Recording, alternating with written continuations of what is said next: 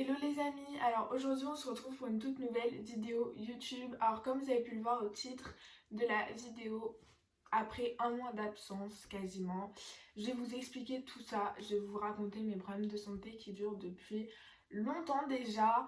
Mais avant que la vidéo commence, n'hésite pas à liker, à t'abonner et à partager, cela me ferait super plaisir. Et sur ce, je vous souhaite un très bon visionnage. Bon, du coup, pendant que je vais vous raconter tous mes problèmes de santé, je vais me maquiller. Donc voilà, parce que je me dis sinon, bah vous allez me voir rien faire pendant 10 minutes. Parce que je pense que la vidéo va prendre 10 minutes, parce que c'est assez long ce qu'il faut que je vous raconte. Voilà, c'est pour commencer, je vais vous dire où est-ce que j'ai mes douleurs. Donc mes douleurs sont situées à peu près ici. Donc là, ici, vous avez les côtes et elles se situent ici à peu près, mes douleurs. Quand elles ont commencé, donc ces douleurs, elles ont commencé le 31 décembre 2017, donc pour le réveillon. Alors je m'en souviens parce que vraiment c'est un réveillon très atypique parce que j'avais presque 42 fièvres, j'avais hyper mal au ventre, vraiment j'étais hyper malade. Vous allez me dire, mais est-ce que c'est pas quelque chose que tu avais mal digéré? Mais non, parce que de mémoire, on n'avait pas pris quelque chose vraiment de très raffiné pour le jour de l'an. Mais en tout cas, mes douleurs, elles ont commencé à ce moment-là. Donc après tout ça, on est allé voir le médecin. Donc je sais pas, c'était quelques jours après le jour de l'an parce que mes douleurs continuaient. La fièvre avait baissé. C'est vrai que ce qui est important et ce qui est un peu bizarre, on va dire, c'est que j'ai eu une grosse montée de fièvre que ce jour-là. C'est vrai que depuis 3 ans, du coup, je n'ai pas eu autant de fièvre, en tout cas pas à ma connaissance. Voilà. Peut-être que des fois j'en ai, mais enfin, j'ai pas non plus 39 de fièvre, c'est ce que je veux dire. Donc je ne pense pas que la fièvre soit l'un des symptômes qui explique tous mes problèmes, mais juste quelque chose qui s'est ajouté à cela. Donc on est allé voir le médecin. Alors déjà si je regarde des fois ma tablette, puisque j'ai tout noté dessus, j'ai fait un peu un résumé des 3 ans et tout pour être sûre de rien oublier, parce que me connaissant poisson rouge, vous le savez très bien, j'ai oublié des choses. Donc du coup on a fait plusieurs tests, on a fait plusieurs prises de sang pour vérifier tout ça. Parce que c'était assez bizarre, on ne savait vraiment pas pourquoi j'avais tous ces problèmes là. Donc prise de sang sur prise de sang, on trouvait pas grand chose. À vrai dire on n'a pas trouvé grand chose, j'ai même fait un test d'acidité. Alors je vous jure, le test d'acidité c'est horrible, vraiment, c'était horrible parce que les aliments qui me font mal souvent c'est le coca. Déjà je ne peux plus boire de coca, ça me fait trop mal au ventre, vraiment, même si je bois une petite gorgée ça me fait mal au ventre, voilà. La douleur ne sera pas la même c'est sûr si je bois une gorgée ou si j'en bois 10 000, voilà, c'est juste que déjà ça me fait mal, donc c'est assez pénible on va dire. Ensuite, que rajouter de plus? Tout ce qui est épicé aussi. Je peux pas manger parce que ça me fait mal. Je le digère mal. Tout ce qui est sushi par exemple, c'est des choses qui sont crues. Et que ça passe pas aussi non plus. Donc voilà, il y en a, ils vont dans les commentaires, ils vont me dire non, les sushis. Après, je suis pas une personne qui aimait vraiment. J'étais pas une grande fan des sushis déjà de base. Donc ça me dérange pas. J'ai jamais trop kiffé les sushis. Alors j'en mangeais jamais des sushis. Donc en soi. Après tout ce qui est le café et l'alcool, après ça j'en bois pas, donc ça m'a pas, c'était pas dans mon cas, enfin c'était pas dérangeant pour moi vu que j'en prenais pas déjà de base. Donc voilà, donc ça c'est les aliments qui me font mal. Et du coup tout ce qui est acide aussi, les tomates. Alors ce qui est assez atypique c'est que aujourd'hui par exemple si je mange une tomate, je peux avoir mal. Mais demain, si je mange une tomate, ça se trouve j'aurai mal. Donc moi qui est une grande fan des tomates cerises, c'est très compliqué parce que moi j'adore en manger. Donc c'est vrai que je m'en prive pas. Après, il y a des moments, je pense que peut-être qu'il y en a, ils vont comprendre. Je sens que je vais avoir mal au ventre. Je sais pas, c'est comme ça. Je sens que la douleur, elle va arriver si je mange un truc. Donc j'en mange pas dans ce cas-là. Mais cet été, j'ai mangé des tomates cerises. Des jours, j'avais mal. Des jours, j'avais pas mal. Après, j'évite d'en manger trop pour que la douleur soit trop importante. Donc on a fait tout ça, on a fait des prises de sang, on a fait des échographies. Alors tout ça, je vous parle de cette période qui était située entre janvier 2018 et avril 2018. Donc après ces échos, on s'est rendu compte, alors honnêtement, je pourrais pas vous dire comment. parce que, enfin c'est à l'échographie, mais normalement elle devait regarder à l'écho le rein, n'importe quoi, justement je vais vous parler du rein, de mon estomac et de ses alentours, mais elle a trouvé que j'avais des microcalculs rénaux. Alors honnêtement, vous dire ce que c'est des microcalculs rénaux, je vous mettrai la définition vraiment scientifique de là, parce que je sais pas une fois dire des bêtises, mais voilà, donc j'avais des microcalculs rénaux, donc on s'est dit, ah, mais c'est pas la source de mes douleurs parce que c'était pas les reins, pour vous situer, alors je sais pas si c'est à gauche ou à droite, mais c'est en bas. Dites-vous juste que c'est en bas les reins, voilà, c'est tout ce que vous devez savoir, c'est que c'est en bas, donc rien à voir avec mes douleurs. Donc du coup on est allé voir un médecin spécialisé pour les reins et un gastro-entérologue. Gastro-entérologue, c'est pour tout ce qui est appareil digestif, estomac, estomac, après je sais pas s'ils font tout ce qui est foie et tout, je sais même, en tout cas je sais qu'ils font l'estomac, voilà, c'est tout ce que vous devez savoir déjà. Donc on est allé voir mes microcalculs rénaux n'étant pas douloureux et micro comme dit, il fallait juste que je bois énormément d'eau. Je devais beaucoup boire et ils sont partis. Mes calculs sont partis. Donc voilà, donc mes calculs ça a duré 2 mois on va dire. Je sais pas, tout dépend combien de temps ils étaient avant qu'on y voie. Mais en tout cas là j'en ai plus depuis mars 2018 quoi, à peu près on va dire. Ensuite, après avoir vu le gastro-entérologue, elle m'a donné plusieurs médicaments. C'est vrai que j'ai été énormément sous médicaments, donc depuis 2018, je suis énormément sous médicaments, donc tout ce qui est Doliprane, parce que mes maux de ventre sont toujours liés à une barre ici, qui me fait terriblement mal. Voilà, tout le temps. J'ai toujours mal à la tête. Donc, c'est pas les écrans, parce que même pendant, quand j'étais inactive, je vais vous en parler après, j'avais quand même mal, donc voilà, c'était compliqué. Elle m'a donné donc Doliprane, Gaviscon, Spasfon, Esoméprazole, j'ai eu aussi de l'Ulca, bon là c'était plus dernièrement, et au début les médicaments faisaient effet, mais petit à petit ils faisaient plus effet parce que c'est vrai que les médecins m'ont toujours dit dès que t'as mal t'en prends un.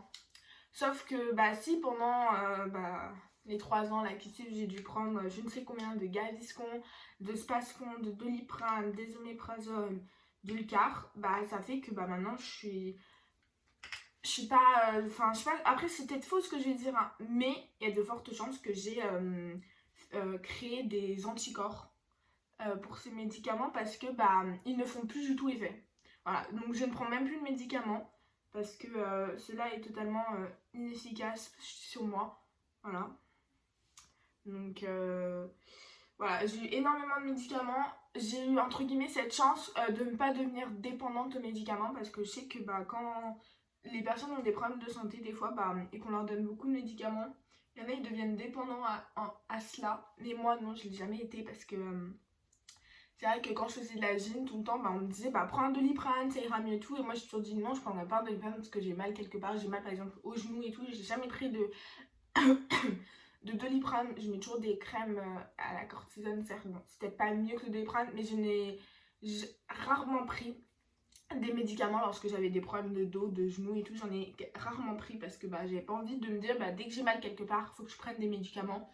J'avais ce recul là de me dire que ça peut très vite être un cercle vicieux cette histoire là, donc voilà, sur ce coup là vous pouvez être rassurés, je ne suis pas devenue dépendante à des médicaments, donc dès que j'ai mal je ne prends pas direct un médicament parce que je sais qu'ils ne font pas effet. Voilà. Ensuite, que dire, donc là je suis en train de reprendre, donc après le rendez-vous chez le spécialiste, on a fait encore des tests sauf qu'on ne trouvait rien. Donc mon médecin, mon généraliste a dit il faut faire une gastroscopie. Franchement il faut en faire une avec biopsie, et sauf qu'il n'y a que le gastro-entérologue qui peut la faire. Donc après qu'elle ait parlé à mon généraliste, elle a décidé de me faire une gastroscopie. Donc c'était en septembre 2018. Alors qu'est-ce qu'une gastroscopie? Pour faire simple, c'est j'étais sous anesthésie générale. Mais en gros, c'est soit par le nez, soit par la bouche, on vous fait rentrer un tube avec au bout une caméra. Et en fait, on regarde donc votre cou, on va dire, j'ai oublié comment ça s'appelle. Oh non, je suis trop bête, j'ai oublié. Mais moi, pour son rouge, encore une fois, On voit l'estomac, on voit le début du grand intestin, voilà, donc on voit plusieurs trucs, on voit pas tout ce qui est foie et tout, mais on voit l'appareil, voilà, l'estomac quoi. Et du coup ça sert à pouvoir regarder, et les biopsies c'est quand on fait des prélèvements et après elles vont être analysées. Donc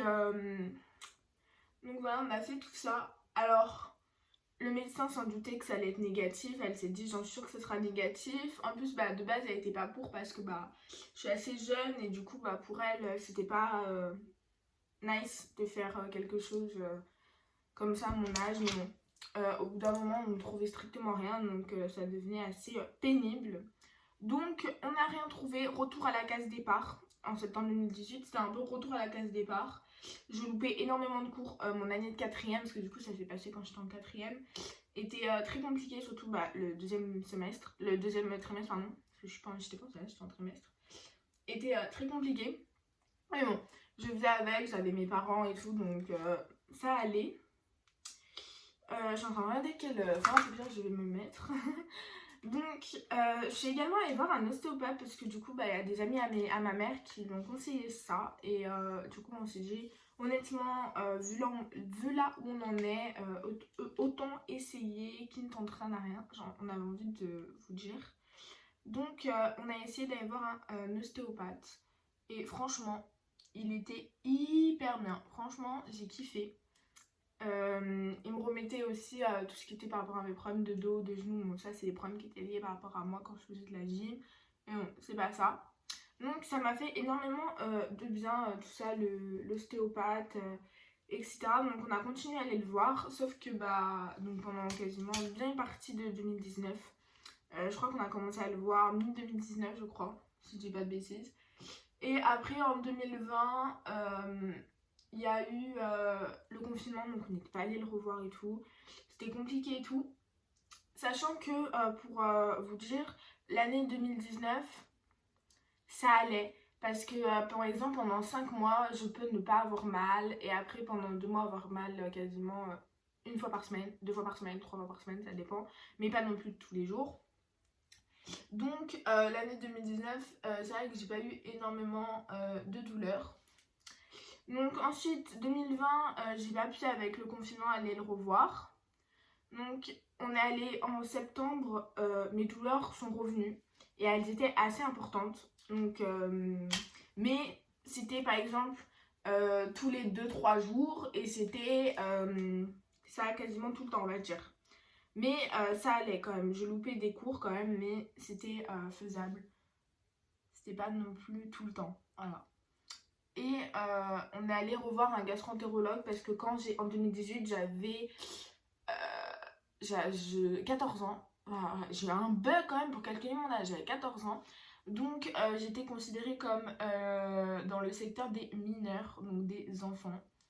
Mais quand j'ai eu rendez-vous chez le gastro-entérologue des adultes, j'avais 16 ans quasiment, enfin 10 jours après j'allais avoir 16 ans. Donc j'ai pu aller dans le secteur des adultes et du coup en voir un autre, parce que c'est vrai que c'est bien d'avoir un deuxième avis aussi. Donc il m'a fait faire d'autres prises de sang, d'autres tests. Pour lui, il savait pas du tout ce que c'était. Il m'a donné de l'Ulcar, donc c'est là où l'Ulcar est arrivé, qui n'a pas fait effet. Voilà, il ne fonctionnait pas du tout. Et on est allé revoir un ostéopathe parce que celui que j'avais, il est parti. Du coup, on en a eu un autre et on s'est dit, on peut pas avoir 2 fois d'affilée un très bon médecin, un très bon ostéo. Et bien franchement, il est grave bien. Je l'ai, il est grave bien. Et du coup, il nous a donné aussi des pistes qu'on pouvait étudier. Par exemple, peut-être que j'aurais pu faire je peux être intolérante au gluten, par exemple, des tests de maladies comme ça, sur des intolérances à certains aliments. Donc on a fait toutes ces prises de sang, ces tests de gluten, etc.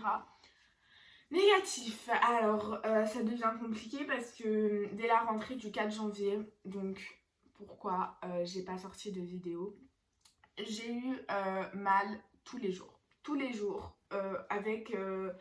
Donc des fois j'avais mal et des fois j'avais très très mal avec des grosses douleurs. Et c'était très compliqué pour moi. J'ai loupé énormément de cours. Une fois, je suis pas y allée pendant une semaine. Après, c'était une demi-journée par là, une journée par-ci, parce que j'arrivais pas à tenir, tout simplement.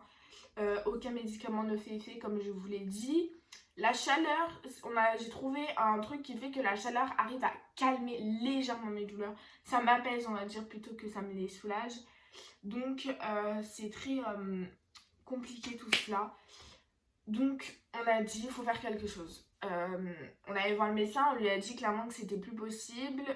Donc, on avait fait une prise de sang qui disait comme quoi il y avait un petit problème. Mais ça voulait un peu tout et rien dire. Donc, on allait faire une échographie. Et l'échographie ne montre pas de problème au foie, etc. Parce que j'avais peut-être un petit problème au foie. Sauf que rien n'y montrait. Sauf que elle trouvait que l'appendice, j'avais peut-être un petit problème léger à l'appendice. Donc, vu que l'appendice, pour ceux qui sont au courant, bah, ça peut être grave si c'est pas pris en charge tout de suite. Ça peut vite être grave. Donc, j'ai dû faire un peu un scanner d'urgence. Donc, ça, c'était début janvier. J'ai fait un scanner. Honnêtement, le scanner, je vous jure, les gars, c'est trop bizarre. En gros, les scanners, c'est pas comme dans les séries médicales, par exemple comme Grey's Anatomy. C'est donc, on est assis sur une table. Moi, j'avais un produit qu'on devait m'injecter. Donc, j'étais sur perfusion, sur cathéter. Et non, du coup, c'était pas sur perf, j'étais sur cathéter. Et j'étais reliée à une machine. Et il y avait la machine qui disait prenez une grande respiration, arrêtez de respirer et tout. Je passais dans la machine. Et après, donc j'avais les mains comme ça et tout. Et après, la meuf, elle dit j'injecte le produit. Et la meuf, avant, elle m'avait dit oui, le produit et tout, ça va te faire une sensation de chaud là et en bas, mais ça a duré 5 secondes. Donc, moi, quand elle me dit ça, je panique. En plus, bah, j'entends le produit arriver dans le tuyau, parce que du coup, j'étais pas reliée. Enfin, j'étais reliée par un tuyau à la machine, logique.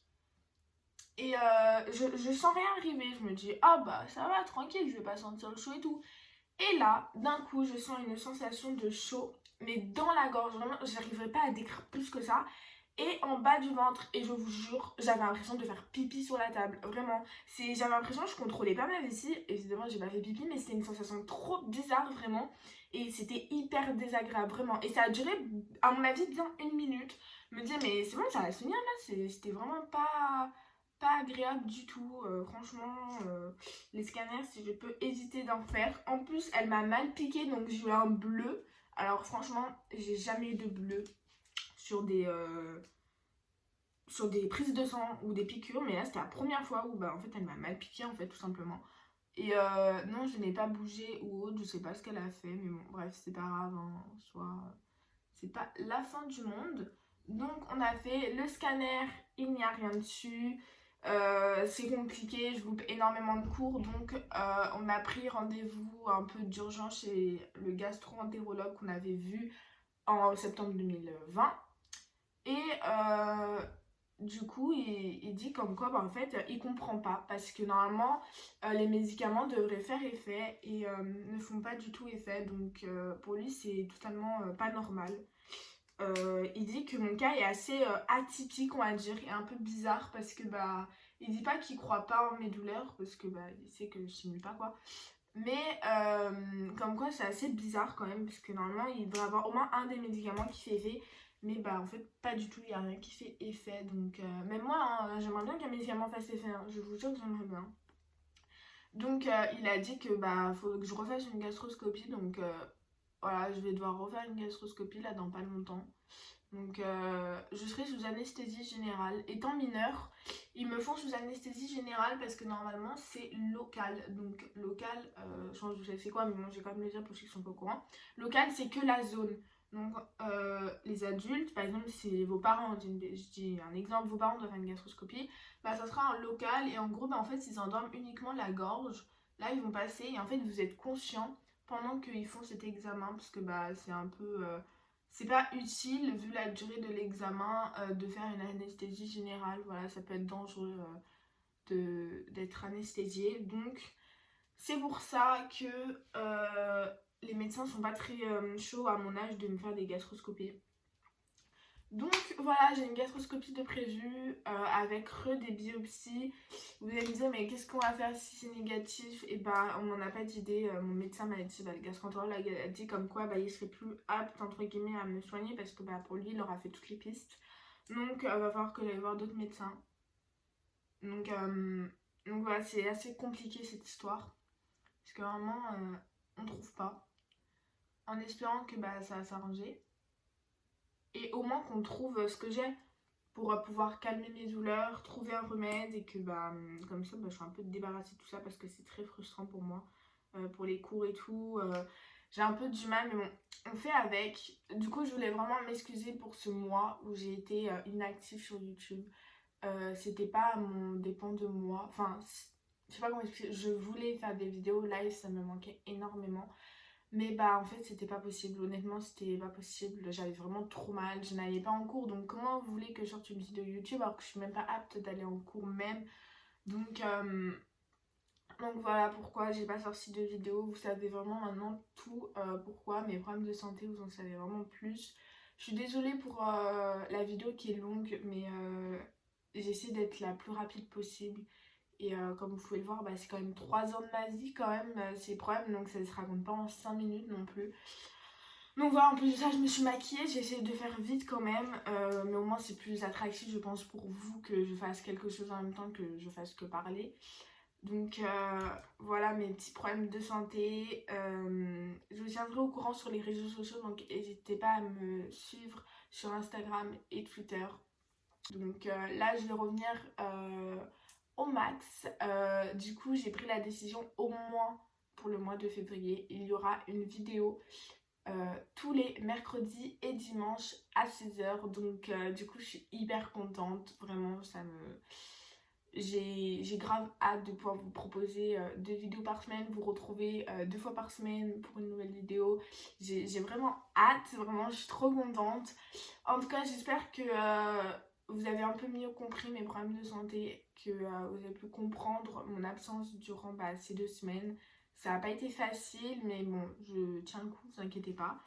Sur ce, je vous dis donc à mercredi 16h pour une nouvelle vidéo. Je vous embrasse très très fort et on se retrouve du coup très bientôt pour un live et mercredi pour la vidéo comme je viens de vous le dire.